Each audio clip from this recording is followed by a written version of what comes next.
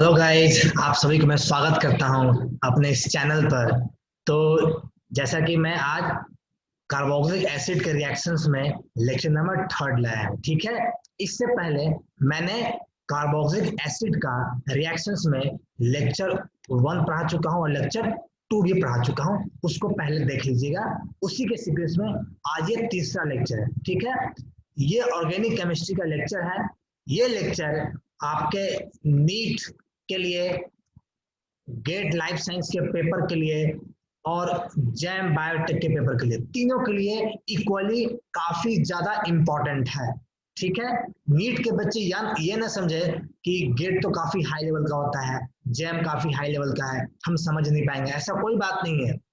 तीनों का syllabus class 11 12 NCERT किताब का ही है। मैं जो भी लेक्चर बना रहा हूँ सारे लेक्चर एनसीईआरटी क्लास 11 12 को कंसल्ट करके ही उस पर एक बेहतरीन तरीके से मटेरियल तैयार किया जा रहा है, ठीक है। चलिए गाइस, इसी के साथ स्टार्ट करते हैं। और जो बच्चे देख रहे हैं कॉपी कलम लेकर के बैठें और आज कुछ बेहतरीन रिएक्शंस को समझेंगे। चलिए आगे बढ़ते हैं।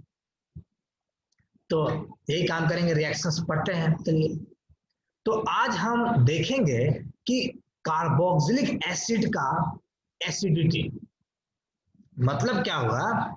अगर हम समझे तो आपको पता है कि C double O O H ये एक कार्बोक्सिल ग्रुप, ये एक कार्बोक्सिलिक एसिड का ग्रुप है। इसकी एसिडिटी का मतलब है ये कार्बोक्सिलिक एसिड कितना आसानी से इस H प्लस को डोनेट करता है, यानी ease of donating of H plus, कितना आसानी से अपने H प्लस को डोनेट कर पाएगा। और इससे पहले भी मैंने बहुत पहले एसिडिटी बेसिसिटी पर कंसेप्ट सिखा चुका हूं। क्योंकि कार्बोक्सिलिक एसिड की एसिडिटी की बात होती है, इसलिए मैंने इस पर स्पेशल एक लेक्चर, एक पॉइंट बता रहा हूं, ठीक है। समझते हैं। आप सभी को पता है कि कार्बोक्सिलिक एसिड मिनरल एसिड से वीक होता है। मिनरल एसिड यानी HCl हो गया, H2SO, सब क्या है, मिनरल एसिड है। इनके पास H प्लस को लूज करने की टेंडेंसी काफी ज्यादा होती है, इसलिए ज्यादा स्टेबल होते हैं आपके कार्बोक्सिलिक एसिड से। लेकिन ये कार्बोक्सिलिक एसिड काफी ज्यादा स्ट्रॉन्गर एसिड होता है अल्कोहल से एंड मेनी सिंपल फिनॉल से। क्यों होता है एक शॉर्ट में बताता हूं। आपको पता होना चाहिए कि अगर कोई एसिड ज्यादा स्ट्रॉन्गर है, एसिडिटी की बात करें तो मोर द एसिड, ठीक है, तो क्या होगा, more stable it's conjugate base. आपको पता है कि कोई एसिड ज्यादा स्ट्रॉन्गर तब होगा जब उस एसिड से आप कोई बेस बनाते हो जो नेगेटिवली चार्ज है, वह बेस काफी ज्यादा स्टेबल होता है, या दूसरे शब्दों में कहें वह बेस वीक होता है। तो उस दशा में क्या होगा, आपका एसिड स्ट्रॉन्ग हो जाएगा। मैं एक एग्जांपल लेता हूं नीचे में कि जब C double O O H इसका बना हुआ आप कॉन्जुगेट बेस बनाओ, कैसे बनाओगे, यहां से एक H प्लस बाहर निकाल दो, ये बनता है आर सी डबल ओ ऊपर माइनस। ठीक है, क्लियर है। मैं चीज समझा रहा हूं कि आपका कार्बोक्सिलिक एसिड बाकी फिनॉल से और सिंपल अल्कोहल से ज्यादा स्टेबल कैसे होता है, यही आपको समझा रहा हूं। ज्यादा एसिडिटी कैसे होती है समझा रहा हूं, समझिए इस बात को। मैं यहाँ अल्कोहल लेता हूँ ROH, इसका ही बनाता हूँ कॉन्जुगेट बेस बनाता हूँ RO माइनस। और यहाँ मैं यहाँ एक लेता हूँ फिनॉल्स, फिनॉल ले लो, उसका कॉन्जुगेट बेस बनाओ, ये क्या है, फेनोक्साइड आयंस। अब देखो होता क्या है, अगर कोई कंपाउंड ज्यादा एसिडिक है तो उसका उससे बेस बनाओगे। देखो इसका बेस बना, इस पर नेगेटिव चार्ज है, इस पर नेगेटिव चार्ज है, इस पर नेगेटिव चार्ज, अगर ये नेगेटिव चार्ज, ये नेगेटिव चार्ज काफी ज्यादा स्टेबलाइज हो जाएगा। कोई नेगेटिव चार्ज स्टेबलाइज कब होगा, जब ये नेगेटिव चार्ज क्या होगा, बाकी अदर एटम पर शेयर हो जाए। वह नेगेटिव चार्ज बाकी दूसरे एटम पर शेयर हो जाए तो उसकी स्टेबिलिटी बढ़ जाती है। अब देखो आर, यहाँ आर ग्रुप है, अल्काइल ग्रुप है, ये प्लस ही इफेक्ट देगा, तो क्या करेगा, ऑक्सीजन पर नेगेटिव चार्ज और बढ़ा देगा, तो ये RO माइनस स्टेबल नहीं होता है, इसे अल्कोहल वीक एसिड हो गया। पहला बात कंफर्म हो गया। दूसरा बात देखो, अगर हम फेनोक्साइड, ये फेनोक्साइड इसकी बात करें तो इसका नेगेटिव चार्ज आपके फिनॉल के साथ क्या करेगा, रेजोनेंस कर लेगा। क्या करेगा, रेजोनेंस करेगा। तो इसकी नेगेटिव चार्ज स्टेबलाइज हो गया, तो ये ज्यादा एसिडिक होगा इस अल्कोहल से। लेकिन क्या यहां तक बात समझ में आया? कोई दिक्कत तो किसी को नहीं है? आगे बढ़ते हैं बेटे, ख्याल रखना, सब समझ में आ जाएगा। अगर हम इस कार्बोक्सिलिक एसिड की बात करें, इससे जो बना C double O O minus, यहाँ जो सीओ जो है ये कार्बोनिल ग्रुप है, ये बहुत स्ट्रॉन्ग इलेक्ट्रॉन विड्रॉइंग ग्रुप होता है, जिसकी वजह से क्या होगा, ये नेगेटिव चार्ज काफी ज्यादा स्टेबलाइज हो जाएगा। ये फेनोक्साइड से भी ज्यादा स्टेबल हो जाता है ये नेगेटिव चार्ज जब ये कार्बोक्सिलिक आयन पर होगा। जब आपके कार्बोक्सिलेट आयन पर जो ऑक्सीजन है, इस पर जो नेगेटिव चार्ज होगा, ये नेगेटिव चार्ज बहुत बढ़िया से शेयर हो जाता है दोनों ऑक्सीजन के बीच में और काफी ज्यादा स्टेबल हो जाता है। यही कारण है कि आपका कार्बोक्सिलिक एसिड ज्यादा एसिडिक होगा फिनॉल से। क्या यहाँ तक क्लियर? कोई दिक्कत तो किसी को नहीं हो रही है? बातें क्लियर है? चलिए आगे बढ़ते हैं। तो अब देखिए इसमें क्या है, अब कुछ फैक्टर की बातें करेंगे। पहला फैक्टर है electron withdrawing group. Electron withdrawing group यानी इलेक्ट्रॉन खींच रहा है अपनी तरफ। इलेक्ट्रॉन विड्रॉइंग ग्रुप हमेशा एसिडिटी बढ़ाता है और इलेक्ट्रॉन डोनेटिंग ग्रुप हमेशा एसिडिटी घटा देता है। तीसरी बात, अगर कोई इलेक्ट्रॉन नेगेटिविटी एटम लगा हुआ है कार्बोक्सिलिक एसिड के साथ, वो भी एसिडिटी को बढ़ा देगा। किस किस कैसे बढ़ाएगा, अब जरा ध्यान से देखो। यहां तक समझ में आई? कोई दिक्कत किसी को नहीं है? ध्यान से सुनना, सारी बात समझा दूंगा। अब यहां जरा ध्यान दो, ये कार्बोक्सिलिक एसिड है, इससे सटा हुआ ये कार्बन, ये अल्फा कार्बन होता है। यहाँ देखो, ये अल्फा कार्बन, बीटा कार्बन और ये गामा कार्बन। एकदम ध्यान से देखो, पूरी बात समझ जाओ, एकदम ध्यान से देखो। ये क्लोरीन क्या है, इलेक्ट्रोनेगेटिविटी एटम है। ये ज्यादा इलेक्ट्रोनेगेटिविटी कार्बन से, ये क्या करेगा, इलेक्ट्रॉन को अपनी तरफ खींचेगा, अपनी तरफ खींचेगा वाया माइनस IFN। ठीक है, यहाँ दो दो क्लोरीन है, इसलिए इस पर माइनस इफेक्ट आया। इसी कार्बन पर मैंने 3 क्लोरीन ले लिया, यानी मैंने इलेक्ट्रॉन विड्रॉइंग ग्रुप की संख्या बढ़ा दिया, तो क्या होगा, और भी ज्यादा इलेक्ट्रॉन इसकी तरफ खींचा चला जाएगा। उससे नतीजा क्या होगा, जब ये H प्लस बाहर निकलेगा तो ये नेगेटिव चार्ज काफी ज्यादा स्टेबलाइज हो जाएगा। इस कारण से जब कार्बोक्सिलिक एसिड के अल्फा कार्बन पर इलेक्ट्रॉन विड्रॉइंग ग्रुप का नंबर बढ़ा दो, उसकी एसिडिटी बढ़ जाती है। जिस कार्बोक्सिलिक एसिड के अल्फा कार्बन पर इलेक्ट्रॉन विड्रॉ भी कम होता है। क्या यहाँ तक क्लियर है? कोई दिक्कत तो किसी को नहीं है? बातें आप समझ पा रहे हैं? इसलिए आपका ट्राइक्लोरो एसिटिक एसिड ज्यादा एसिडिक होगा डाइक्लोरो एसिटिक एसिड से। क्लियर हो गई? कोई दिक्कत नहीं, आगे बढ़ते हैं। अब यहाँ देखो, यहाँ 4 क्लोरोब्यूटानोइक एसिड है और 3 क्लोरोब्यूटानोइक एसिड है। दोनों में एक ही क्लोरीन है, लेकिन यहाँ अंतर है। देखो, मैंने आपको समझाया था ना कि इंडक्टिव इफेक्ट डिस्टेंस डिपेंडेंट होता है। यहाँ इलेक्ट्रोनेगेटिविटी गामा कार्बन पर है, इस कार्बन से काफी ज्यादा दूरी पर है, और यहाँ क्लोरीन ग्रुप आपके बीटा कार्बन पर है। ये सिर्फ 1 यूनिट से डिस्टेंस से दूरी है, यहाँ 2 मिथिलीन ग्रुप से दूरी है। यानी यहाँ पर क्लोरीन ग्रुप इस कार्बोक्सिलिक ग्रुप पर अपना इलेक्ट्रॉन विड्रॉइंग ग्रुप का असर कम दिखाएगा और इसका असर ज्यादा दिखाएगा। तो क्या होगा, ये ज्यादा एसिड होगा इससे। यानी इससे क्या समझा आपने? आई बात समझ में? दिक्कत तो नहीं है? इससे आपने ये समझा कि अगर कार्बोक्सिलिक एसिड से अटैच अल्फा कार्बन है, बीटा कार्बन है, तो जैसे जैसे आप इलेक्ट्रॉन विड्रॉइंग ग्रुप को अल्फा कार्बन से निकालकर बीटा कार्बन पर लगा दें, गामा कार्बन से लगाएंगे, यानी जैसे जैसे इलेक्ट्रॉन विड्रॉइंग ग्रुप को आप कार्बोक्सिलिक एसिड से दूर भेजेंगे, उसकी एसिडिटी घट जाती है। क्या यहाँ तक क्लियर है? कोई दिक्कत किसी को नहीं है? मैंने बहुत अच्छे से समझाया है। फिर भी डाउट होगा तो लिख कर रखना, डाउट से हमें समझा दूंगा। ठीक है बेटे, चलिए हम आगे बढ़ते हैं। अब हम समझेंगे, एसिडिटी काम खत्म हुआ, इस पर क्वेश्चन मैंने डाला है, आपको समझा दूंगा। अब देखो क्या करेंगे, अब हम बनाएंगे एनहाइड्राइड। अब हम कार्बोक्सिलिक एसिड से एनहाइड्राइड का फॉर्मेशन करेंगे। जरा ध्यान से समझना। देखो, हमारा कार्बोक्सिलिक एसिड का ग्रुप ये है C+O OH। इससे बनाना हमें RC+O O, C double bond O और यहाँ R, यानी हमको इस कार्बोक्सिलिक एसिड से हमको ये ग्रुप एनहाइड्राइड बनाना है। कैसे बनेगा?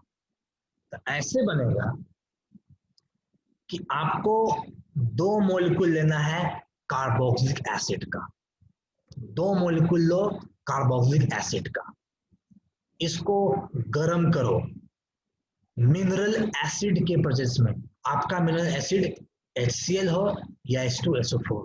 जब 2 मॉलिक्यूल कार्बोक्सिलिक एसिड का गर्म करोगे मिनरल एसिड के प्रेजेंस में, और साथ में हाँ प्रेजेंस में गर्म करो, या गर्म करो, लेकिन वहां P2O5 डाल दो, पेंटो ऑक्साइड डालो, मिनरल एसिड नहीं डालो, तब भी आपका दोनों कार्बोक्सिलिक एसिड आपस में मिल करके एक वाटर मॉलिक्यूल निकाल करके ये एनहाइड्राइड बना देगा। कैसे बनेगा जरा एग्जांपल देखो। यहां तक क्लियर हुआ? कोई दिक्कत आपको नहीं हो रही है? ठीक है, आगे बढ़े। देखिए ये एथेनोइक एसिड है, मैंने कॉल लिया एथेनोइक एसिड। अब क्या होगा, जैसे ही आपने इस पर एक मिनरल एसिड डाला और हीट कर दिया, पहला पार्ट कर सकते हो, या ऐसा करो कि इस पर P2O5 डाल के हीट कर दो, देखो क्या होता है। होगा क्या, इसका H ले लो और इसका OH ले लो, यहां से क्या निकल जाएगा, यहां से पानी निकाल, तो क्या होगा, ये कार्बन इस ऑक्सीजन से जुड़ जाएगा। वही ना हुआ यहाँ पर, ये कार्बन इस ऑक्सीजन से जुड़ गया है, ये डबल बॉन्ड रह गया, ये क्या बन गया, ये आपका एनहाइड्राइड ग्रुप बन गया, यानी आपने एसिडिक एनहाइड्राइड बना दिया। क्या यहाँ तक समझ में आया? कोई दिक्कत किसी को नहीं है? मजा आ रहा है बेटा? चलिए आगे बढ़ते हैं। उसी प्रकार अगर आपको दे दे benzoic, this is benzoic acid, क्या ये बेंजोइक एसिड आपका है। इस बेंजोइक एसिड को मिलोगे तो क्या होगा, सीधे फिनाइल लिखो ना, C double bond O, OH, यहाँ भी ला दो C डबल बॉन्ड COH ला दो और डबल बॉन्ड O ला दो। ध्यान से देखना, अगर P2O5 डाल दे या H प्लस एसिड डाल दे तो क्या होगा, इसका OH इसका H पकड़ो, क्या करो कि C double bond O, OC double bond O, PH, ये बन गया आपका क्या, एनहाइड्राइड बन गया। आया बात समझ में? कोई दिक्कत नहीं है, दिक्कत हो लिख कर रखना, डाउट सेशन में क्लियर कर देंगे बेटा। ठीक है, आगे बढ़ते हैं। अभी तक तो हमने क्या किया था, 2 मॉलिक्यूल ले रहा था किसका, एसिटिक एसिड का। क्या ऐसा भी तो हो सकता है कि एक ही मॉलिक्यूल में दोनों एसिडिक ग्रुप आ गया, एक ही मॉलिक्यूल में दोनों एसिडिक ग्रुप आ गया, तो क्या होगा, ये चेन बन जाएगा, मतलब ये साइक्लाइज कर जाए। कैसे, आपको पता है, इसका ऑक्सीजन पकड़ लो, इसका OH निकाल लो, तो एक कार्बन यहां से जोड़ो ना, एक कार्बन, 2 कार्बन, 3 4 5 6, हमने 6 कार्बन 6 एटम का क्या किया, एक रिंग बना दिया। आई बात समझ में? क्योंकि हमने जोड़ दिया, सिंपल। जब आप एक बार समझ गए मैं कहेंगे तो आप जोड़ सकते हो, सिंपल। समझ में आ रहा है बेटे बात? हमको बनाना एनहाइड्राइड, तो ये CO लो और यहाँ का कार्बन चाहिए, इसको भगा देना, तो क्या बन गया, बुल्टारिक एनहाइड्राइड बन गया। यहाँ तक समझ में आया? कोई दिक्कत तो किसी को नहीं है? बड़ा स्लो जा रहा हूँ, ध्यान से समझ। यानी जब 2 एसिडिक ग्रुप आपस में आए तो C double O C double O आपका एनहाइड्राइड बन जाएगा। या ऐसा हो, एक ही मॉलिक्यूल हो, उसमें 2 एसिडिक ग्रुप हो, तो वह साइक्लाइज कर जाएगा, वह एक मेंबर रिंग बना देगा। क्लियर यहाँ तक? कोई दिक्कत नहीं, आगे बढ़े। चलिए आगे बढ़ते हैं। अब देखिए, अब हम पढ़ेंगे कि हम चाहेंगे तो कार्बोक्सिलिक एसिड को रिड्यूस करके आप प्राइमरी अल्कोहल बना सकते हो। ठीक, अब यहां ध्यान से देखना, अगर हमने आपको पहले ही बता चुका हूं, बहुत पहले भी आपको बताया था कि आपका carboxylic acid ester amide less reactive होता है, इसलिए इसको रिड्यूस करना है तो काफी स्ट्रॉन्ग रिड्यूसिंग एजेंट आपको यूज करना पड़ेगा।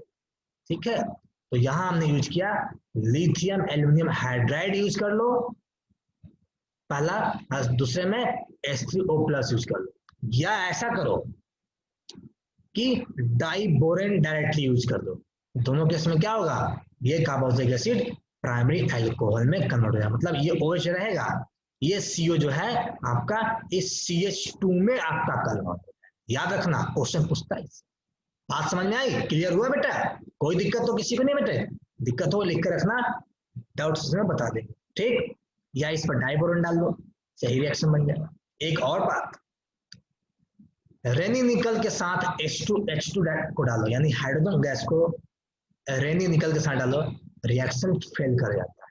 क्योंकि अभी आपको बताया, अगर कार्बोक्सिलिक एसिड को रिड्यूस करना है, क्योंकि कार्बोक्सिलिक एसिड लेस रिएक्टिव है, उसको रिड्यूस करना है तो उस पर काफी हार्श स्ट्रॉन्ग रिड्यूसिंग एजेंट डालना पड़ेगा, तभी रिड्यूस होगा। क्लियर हो गया? कोई दिक्कत नहीं, आगे बढ़े। ठीक है, चलिए।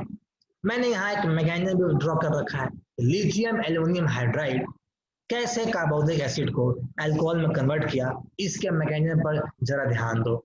सिंपल है, समझ में आ जाएगा। मैकेनिज्म इससे डील करता हूँ क्योंकि नीट का बच्चा हो या गेट जैम का बच्चा हो, कभी कभी मैकेनिज्म से क्वेश्चन उठा देता है। ठीक है, चलिए ध्यान दें। होता क्या है कि एल्युमिनियम हाइड्राइड पर यहाँ एक नेगेटिव चार्ज है। ये नेगेटिव चार्ज करता क्या है, इस कार्बोक्सिलिक एसिड के OH का जो H प्लस उसको चुरा लेगा, क्योंकि ज्यादा एसिडिक होता है, चुरा लिया। इससे क्या बना, इससे ये बॉन्ड ऐसे खुला और ये जाकर बॉन्ड खुल गया, मतलब इससे बन गया कार्बोक्सिलेट आयन बन गया। यहां तक क्लियर है? कोई दिक्कत नहीं। ये AlH3 आएगा, क्योंकि यहाँ से इसने H प्लस चुराया, H प्लस यहाँ था, दोनों बाइंड करके H2 गैस बन। ये जो है AlH3 आया, इस एल्युमिनियम पर इलेक्ट्रॉन की डेफिशिएंसी है। याद रखना, AlH3 पर एल्युमिनियम पर इलेक्ट्रॉन की डेफिशिएंसी है, क्योंकि एल्युमिनियम तीन हाइड्रोजन से बॉन्ड बना रहा है, 3 में 6 यानी सिर्फ 6 इलेक्ट्रॉन है, इसकी ऑक्टेट पूरा नहीं है। तो क्या करेगा ये एल्युमिनियम, इस ऑक्सीजन के नेगेटिव चार्ज के साथ क्या करेगा, एक कॉम्प्लेक्स बनाएगा। क्या यहां तक समझ में आया? कोई दिक्कत किसी को नहीं है? आगे बढ़े। अब जरा ध्यान से स्क्रीन पे दो और अच्छे समझ में आ जाएगा। अब क्या होगा, यहां से ये H माइनस बाहर निकलेगा और ये H माइनस इस कार्बन पर अटैक करेगा और ये बॉन्ड को खोल देगा। अब देखो क्या हुआ, CHO ऑक्सीजन, ये AlH2 रह गया, क्योंकि हमने एक X माइनस इसको जोड़ दिया, यहाँ ऑक्सीजन पर नेगेटिव आ गया, ऑक्सीजन पर नेगेटिव चार्ज आ गया। यहाँ तक समझ आया? कोई दिक्कत नहीं है, आगे बढ़ते हैं। अब क्या होगा, ये नेगेटिव चार्ज वापस आएगा और ये जो है ना आपका OLH2, ये काफी अच्छा लिविंग ग्रुप है, गुड लिविंग ग्रुप है। ये नेगेटिव चार्ज वापस आएगा, इस बॉन्ड को खोल ही के बाहर निकाल देगा। ठीक है, तो आपको क्या मिल गया, CH3CHO माइनस, यहाँ बन गया CH3CH डबल बॉन्ड हो, ये आपको एल्डिहाइड मिल गया। देखिए ये रिएक्शन यहीं पर नहीं रुकेगा। क्या यहाँ तक समझ में आया? कोई दिक्कत है? नहीं है? आगे बढ़ते हैं। अब क्या होगा, फिर से यहाँ पर आपका LH4 यहाँ आएगा, फिर से आएगा और यहाँ से ये H माइनस डोनेट करेगा और इस कार्बन पर अटैक करके इस बॉन्ड को खोलेगा। तो क्या बन गया, CH3CH2O माइनस बन गया। ये बन गया आपका एथोक्साइड बन गया। क्या बना, एथोक्साइड बना। क्या यहाँ तक समझ में आया? कोई दिक्कत नहीं आप लोगों को? दिक्कत होगी लिख के रखना, डाउट सेशन में क्लियर जरूर कर देंगे। ठीक है, वहां जरूर आना। ठीक, अब इस पर डाल दो H3O प्लस, क्योंकि अब फर्दर H माइनस का अटैक नहीं हुआ, क्योंकि अब फर्दर कहीं भी इलेक्ट्रोफिलिक कार्बन नहीं है। अब आएगा H3O प्लस, यहां से एक H प्लस निकलेगा, इस ऑक्सीजन बैठ करके आपको फाइनली एक प्राइमरी अल्कोहल बना करके दे देगा। क्या यहां तक क्लियर हुआ? कोई दिक्कत किसी को नहीं है? सारी बात समझ में आ रही है बेटा? आगे बढ़े, चलिए आगे बढ़ जाते हैं। अब लास्ट में बहुत इंपॉर्टेंट क्वेश्चन है, बहुत इंपॉर्टेंट रिएक्शन है कार्बोक्सिलिक एसिड में, इसमें क्वेश्चन आता है कि कार्बोक्सिलिक एसिड को आप डी कार्बोक्सिलेट कैसे करेंगे। अब सवाल है कि what do mean by D carboxylation of carboxylic acid. इसका मतलब यह है कि जब कार्बोक्सिलिक एसिड कार्बन डाइऑक्साइड को लूज कर दे गर्म करने पर, इसी प्रोसेस को कहते हैं डी कार्बोक्सिलेशन रिएक्शन। मतलब यहाँ सिंपल दिखाता हूं कि OH है, इसको हीट किया, अच्छा ये छोड़ दे नहीं जाएगा, इसको जब हीट करोगे तो क्या होता है आपका ये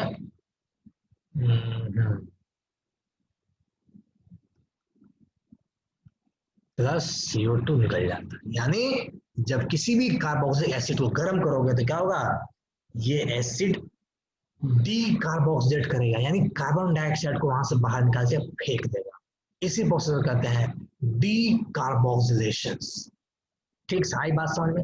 अब सवाल ये उठेगा आपके दिमाग में कि क्या सारे कार्बोक्सिलिक एसिड डी कार्बोक्सिलेट करेंगे गर्म करने पर? क्या सारे कार्बोक्सिलिक एसिड डी कार्बोक्सिलेट होंगे गर्म करने पर? सवाल है नहीं। आई बात समझ में? सवाल है नहीं करेंगे। तो आखिर वह कौन सा कार्बोक्सिलिक एसिड है, आखिर ऐसा क्या कंडीशन होना चाहिए कि आपका कार्बोक्सिलिक एसिड डी कार्बोक्सिलेट करे? उस कंडीशन को पढ़ो। आप देखो, मैं दिखाता हूं, दो कंडीशन दिखाता हूं। फर्स्ट कंडीशन क्या है कि आपका जो भी कार्बोक्सिलिक एसिड होता है, जो भी आपका कार्बोक्सिलिक एसिड होगा, ये है कार्बोक्सिलिक एसिड, हाँ या ना है? इस कार्बोक्सिलिक एसिड के बीटा पोजीशन पर, यानी बीटा कार्बन पर, इस कार्बोक्सिलिक एसिड से सटा हुआ कार्बन ये है, ये अल्फा कार्बन है। इस कार्बन से सटा हुआ ये कार्बन है, ये बीटा कार्बन है। तो किसी भी कार्बोक्सिलिक एसिड के बीटा पोजीशन पर, बीटा कार्बन पर एक कार्बोनिल ग्रुप होना चाहिए, एक कार्बोनिल ग्रुप होना चाहिए। तब ये इस टाइप के कार्बोक्सिलिक एसिड आसानी से डी कार्बोक्सिलेट हो जाते हैं। पहला कंडीशन आई बात समझ में? इसी को कह सकते हो third carbon, first carbon, second carbon, third carbon, जो मैंने लिखा है। क्या ये बात समझ में आया? कोई दिक्कत तो किसी को नहीं है? आगे हम बढ़े, चलिए दूसरा कंडीशन समझिए। दूसरा कंडीशन ये हो सकता है, दूसरा कंडीशन ये हो सकता है कि जरा ध्यान से देखना, बहुत इंपॉर्टेंट है। दूसरा कंडीशन ये होगा कि इस कार्बोक्सिलिक एसिड का जो बीटा कार्बन है, अल्फा बीटा, इसके बीटा कार्बन के पोजीशन पर क्या हो? कार्बोनिल ग्रुप नहीं हो, कार्बोक्सिलिक एसिड ग्रुप आ जाए। यहाँ क्या है? कार्बोक्सिलिक एसिड ग्रुप आ गया। This is carboxylic acid group आ जाए। तो दोनों ही केस में क्या होगा? ये आसानी से डी कार्बोक्सिलेट हो जाएगा। बाकी किसी भी केस में ये डी कार्बोक्सिलेट आसानी से नहीं होगा। क्या यहां तक समझ में आया? कोई दिक्कत किसी को नहीं है? कोई समस्या किसी को नहीं है? समझ में आ रहा है बात? चलिए, तो पहला केस मैंने यहां ले लिया कि अल्फा ये बीटा, और बीटा पर क्या है? ये आपका कार्बोनिल ग्रुप है। जब कार्बोनिल ग्रुप होगा बीटा पर, इसको महज हिट करोगे तो क्या होगा? सीधे इस कार्बन डाइऑक्साइड को बाहर निकालना, ये बॉन्ड खुल के यहाँ आएगा माइनस चार्ज, इस माइनस को इस ऑक्सीजन के साथ क्या करना? रेजोनेट कर देना। हमने रेजोनेट कर दिया तो ये बना, यहाँ से वापस करो, वापस आपको ये मिल जाएगा। आई बात समझ में? यानी आपको एसिड डेरिवेटिव ग्रुप मिल जाता है, यानी कीटोन ग्रुप आपको मिलकर तैयार हो गया। क्लियर हो गया? कोई दिक्कत किसी को नहीं है? आगे बढ़े, चलिए आगे बढ़ जाते हैं। दूसरा बात क्या है कि ये डी कार्बोक्सिलेशन और भी ज्यादा आसान हो जाता है, और भी ज्यादा आसान हो जाएगा। कब? जब वहां पर उसको जब आप एसिडिक कंडीशन में हीट करोगे। ये डी कार्बोक्सिलेशन और आसान होता है जब इसको एसिडिक कंडीशन में हीट करोगे। जैसे यहाँ एग्जाम्पल देखो, COOH, ये कार्बोक्सिलिक एसिड है। इस एसिड का अल्फा कार्बन ये है, और ये है बीटा कीटो है। ये H प्लस का होगा, इस पर ट्रांसफर होगा। ये H प्लस आपका इस H प्लस को ट्रैप कर लेगा, तो ये बॉन्ड इधर खुलेगा ऑक्सीजन की तरफ, और ये बॉन्ड इधर खुलेगा। ये क्या हुआ? ये आपका कार्बन डाइऑक्साइड बन के बाहर निकल गया। ये बॉन्ड इधर खुला है, इस पर R है, तो RCOCOH हो गया। क्या यहाँ तक समझ में आया? कोई दिक्कत नहीं है? आगे बढ़ते हैं। अब देखो, ये एल्कीन इसके साथ क्या है? टॉटोमराइज करेगा। ये वापस आया, इसको टॉटोमराइज कर दिया, तो क्या बना? RCHCOCH, यानी ये कीटोन बन के तैयार हो। दिस इज सब्स्टिट्यूटेड एसीटोन बन के तैयार हो गया, साथ में कार्बन डाइऑक्साइड निकल गया। क्या यहां तक समझ में आया? कोई दिक्कत किसी को नहीं है? ये तो मैंने मैकेनिज्म ड्रॉ कर दिया इस तरह। अगर आपको मैकेनिज्म नहीं याद, सिंपल याद रखना है, सिंपल बस ये याद रखो, बस सिंपल याद रखो कि अगर कीटोन हो और ऐसे एसिड दे दे, सिंपल क्या करोगे? इसको लेके खा जाओ, यहाँ डाल नेगेटिव चार्ज, कहानी खत्म हो गया। इतना ही होता है, ठीक है? और आपका यहाँ पे एसिड आ जाए तब भी यही हालत हो जाए। क्लियर हो गई? कोई दिक्कत किसी को नहीं है? आगे हम बढ़े, चलिए आगे बढ़ जाते हैं। अब दूसरा मैंने कंडीशन ले ही लिया, जो कंडीशन 12 बताया हुआ कंडीशन ले लिया कि यहाँ एक कार्बोक्सिलिक एसिड है, ये अल्फा कार्बन, ये बीटा। अब बीटा पर भी मैंने ले लिया कार्बोक्सिलिक एसिड। तो याद रखना, जब दो कार्बोक्सिलिक एसिड एक दूसरे के अल्फा बीटा पोजीशन पर है, सॉरी, जब दो कार्बोक्सिलिक एसिड एक दूसरे के बीटा पोजीशन पर है, इसका रेस्पेक्ट में ये बीटा पर है, इसका रेस्पेक्ट ये बीटा पर है, इसको थोड़ा डी कार्बोक्सिलेट करना थोड़ा मुश्किल हो जाता है, इसको काफी और स्ट्रॉन्ग हीट करना पड़ता है। क्या होगा देखो, यहाँ ध्यान से देखना, बड़ा मजा, बहुत इस सब रिएक्शन बहुत इंटरेस्टिंग रिएक्शन होता है, ध्यान से देखना। यहाँ OH है, ठीक है। अब देखना, ये ऑक्सीजन इस H प्लस को ट्रैप कर लेगा और ये बॉन्ड इधर खोल देगा, ठीक है। तो क्या बन गया आपका, आपका ये बन गया HOCOH double bond CH2 plus, हाँ यही बन गया। बाकी तो ये CO2 बन के बाहर निकल ही गया होगा, ये वापस क्या होगा, सो टोटोमराइज कर दो, वापस क्या हो गया, आपको एसिड बन गया। क्या ये बात समझ में आया? जब एक कार्बोनिल ग्रुप हो दूसरा एसिड हो तो उससे बनेगा एसीटोन, और जब दोनों का दोनों कार्बोक्सिलिक एसिड हो तो टूट करके लास्ट में क्या बनता है, एसिटिक एसिड बन जाता है, यानी एसिडिक डेरिवेटिव बन जाता है। क्लियर यहाँ तक? किसी को कोई समस्या नहीं, कोई दिक्कत नहीं, सारी बात समझ में आ रही है, मजा आ रहा है, ठीक है, क्लियर है? चलो आगे बढ़ते हैं। और रिएक्शन यहीं पर समाप्त होता है। कुछ मैंने प्रीवियस क्वेश्चंस रखा है आपके रिवीजन के लिए। पहला क्वेश्चन ये है, देखो इसमें कौन सा एसिड डी कार्बोक्सिलेट आसानी से करेगा। जो सिखाया हूं मैं कंसेप्ट अल्फा बीटा कार्बन का, उसी को लगाना, क्वेश्चन धड़ाक से बना दो। चलो इसका स्क्रीनशॉट ले लो, इस सवाल को मैं आपको बताऊंगा डाउट सेशन, स्क्रीनशॉट फटाक से ले लीजिए। चलिए, आशा करता हूँ आपने आप तक ले लिया स्क्रीनशॉट। चलिए आगे बढ़ते हैं।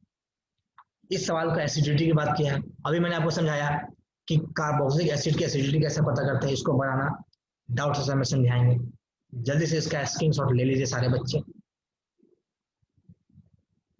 कोई भी डाउट होगा लिख कर रखना, बहुत बढ़िया समझाया हूँ, डाउट तो आपको आएगा ही नहीं, बहुत बढ़िया समझाया हूँ, मजा आएगा। आगे बढ़े, चलिए ये तीसरा सवाल है, और ये सवाल मैंने उठाया है JNU-CEE से, 2019 का सवाल है। मैंने कल और आज मिला करके लगभग सारे क्वेश्चन करवा दिया मैंने JNU 2019 के पेपर से, सारे ऑर्गेनिक क्वेश्चन मैं करा चुका, ठीक है। तो आपका रिवीजन भी हो रहा है, मतलब इसका स्क्रीनशॉट फटाक से लीजिए, जल्दी से सारे बच्चे स्क्रीनशॉट ले लीजिए। आशा करता हूं आपने ले लिया होगा। आगे बढ़ते हैं। ये क्वेश्चन भी मैंने उठाया है JNU के पेपर से, CEE के पेपर से उठाया मैंने, इसका भी इस क्वेश्चन का स्क्रीनशॉट जल्दी से सारे बच्चे ले लीजिए, जल्दी से लीजिए बच्चे। सबको अटेम्प्ट करिएगा घर में, 10 मिनट के बाद लेक्चर जब लेने आएंगे डाउट सेशन तब आपको जरूर बताएंगे। आशा करता हूँ आपने स्क्रीनशॉट ले लिया होगा आसानी से। चलिए आगे बढ़ जाते हैं। इस सवाल को बताना, मैं इस टाइप का सवाल क्लास में करा चुका हूँ। मैं अपने आइसोमेरिज्म के चैप्टर में RS कॉन्फ़िगरेशन कैसे निकालते हैं बता चुका हूँ। ये क्वेश्चन आपके JNU के CEE के पेपर में आया था इसी साल, नहीं पिछले साल 2019 में आया था। इसको बनाइएगा, कोशिश कीजिए बनाने का। मैं सारा कंसेप्ट सिखा चुका हूँ, जब आएंगे आपको डाउट लेने तो वहां और अच्छे से बता दें। बनाइए इसको, इसका स्क्रीनशॉट ले लीजिए सारे बच्चे।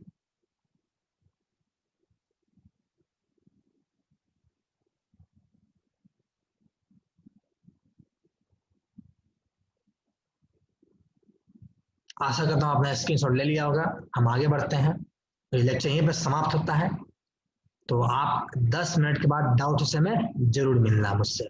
जिन बच्चों को वीडियो अच्छा लगा हो उनको लगाओ कि उनका क्वेश्चन बन रहा है, कंसेप्ट सीख पा रहे हैं, तो वीडियो को लाइक करना नहीं भूलना, चैनल को सब्सक्राइब कर लेना, ताकि मुझे अच्छा लगे और जो भी वीडियो बनाऊं आपको सब कुछ मिल जाए।